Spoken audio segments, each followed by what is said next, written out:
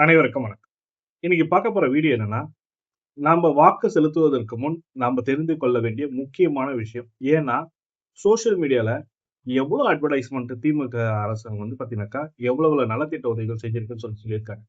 ஆனா, கடந்த தேர்தல் காலத்துல அவர்கள் குடுத்த வாக்குறுதிகளை நிறைவேற்றப்படாத வாக்குறுதிகளை பற்றி தான் முழுமையான பார்க்க முதல்ல பார்த்தீங்கன்னாக்கா, மாணவர்களுக்கான வாக்குறுதிகள்.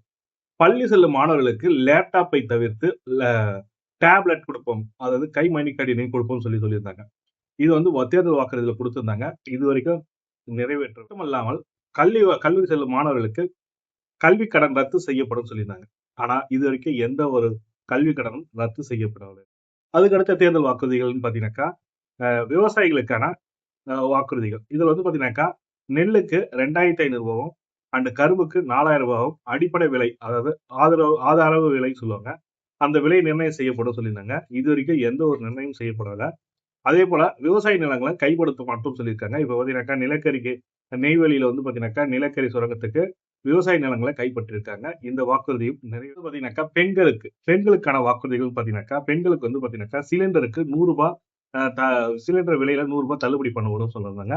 அந்த வாக்குறுதி நிறைவேற்றப்படல. அதே போல பெண்களுக்கு 35 வயது ஆன திருமணமாகாத பெண்களுக்கு அரசு வேலையில் முன்னுரிமை சொல்லியிருந்தாங்க. அந்த வாக்குறுதியும் நிறைவேற்றப்படல. அதுக்கடுத்து பார்த்தீங்கன்னாக்கா, பெண்களுக்கு 25,000 வரைக்கும், அதாவது 50,000 வரைக்கும் மானிய கடன் குடுக்கப்படும் சொல்லியிருந்தாங்க. சுய உதவிக்குழு மூலமாக. இந்த தேர்தல் வாக்குறுதியும் எதுவும் நிறைவேற்றப்படவில்லை பெண்களுக்கு. அரசு ஊழியர்கள், தூய்மை பணியாளர்களுக்கு கூடுதல் நேரம் ஒர்க் பண்ணதுக்கு ஏத்த மாரி அவங்களுக்கு கூடுதல் சம்பளம் குடுக்கப்படும். வாரத்துக்கு 1 நாள் விடுமுறை அளிக்கப்படும் சொல்லியிருந்தாங்க.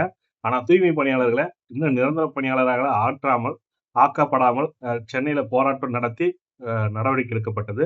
அதுக்கடுத்து பார்த்தீங்கன்னாக்கா, அரசு ஊழியர்களுக்கு ஓய்வூதிய திட்டத்துல புதிய ஓய்வூதிய திட்டம் எடுத்துட்டு வரும். பழைய ஓய்வூதிய திட்டம் எடுத்துட்டு வரும்னு சொல்லியிருந்தாங்க.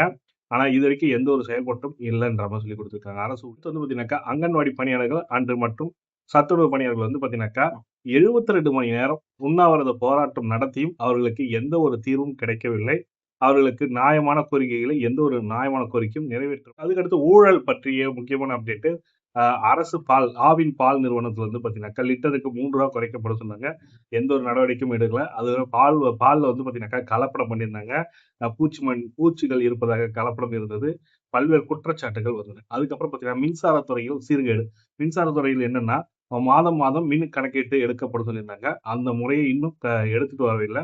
கடந்த ஆட்சி காலத்துல அதாவது கடந்த தேர்தல் வாக்குறுதியில குடுத்த வாக்குறுதிகள் இதுவரைக்கும் எந்த ஒரு வாக்குறுதியும் நிறைவேற்றப்படாத வாக்குறுதிகளை பற்றி தான் நம்ம பேசிட்டு இருக்கோம்.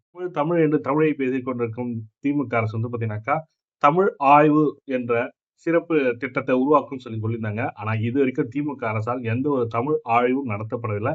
ஆனால் பாரத பிரதமர் திரு நரேந்திர மோடி ஐயா அவர்கள் பார்த்தீங்கன்னாக்கா, 24 கோடி மதிப்பிலான தமிழ் ஆய்வு மற்றும் மேம்பாட்டு நிதிக்காக 50,000 கோடி கிட்ட செலவு பண்ணியிருக்காங்க.